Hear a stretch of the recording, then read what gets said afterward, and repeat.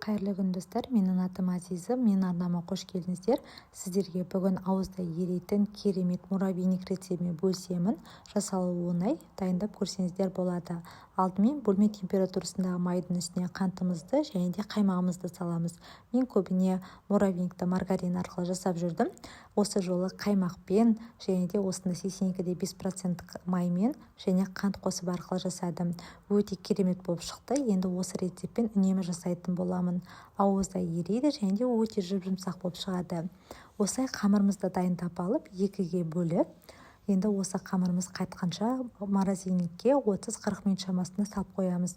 Бізде бастысы біздің қамырымыз өткізуге ыңғайлы болу үшін қатуы тиіс.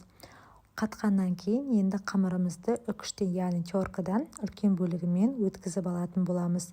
Енді осы муравейникті 180 градуста 15-20 минутта әсел пешке пісіріп алатын боламыз. Бізде муравейник осындай керемет болып дайын болып шықты.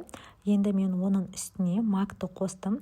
Қалауыңыз бойынша макты жақсы көрсеңіз макты қосуға болады. Керемет жеген кезде дәмі шығып тұрады.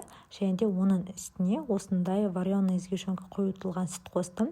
Ол да өзіңіздің қалауыңыз бойынша әртүрлі сгущенканы қосуға болады.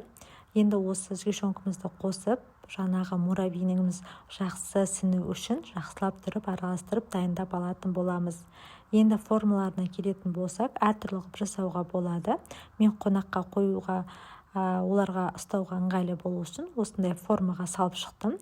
1-2 ас қасық көлемінде салынады. Ал қалған бөлігін осындай рюмканы сулап алып, содан кейін үстіне жаңағы муравейнигімізді салып, тәрелкеге төңкеріп, осындай қылып әдемі қылып та жасауға болады. 2 түрлі қылып жасадым. Осы әдіспен жасап көріңіздер, немесе басқа да өзіңіздің үйдегі кішкентай ыдыстарға салып әртүрлі қылып жасауға болады. Бізде муравейниктер міне дайын болды. Осылай ыдысты сулап алып салсаңыздар тез түседі. Осылай дайындап алсаңыздар болады. Сіздерге ас болсын, міндетті түрде осы рецептпен жасап көріңіздер. Маған және де отбасыма, қонақтарға өте қатты ұнады. Сіздерге ас болсын.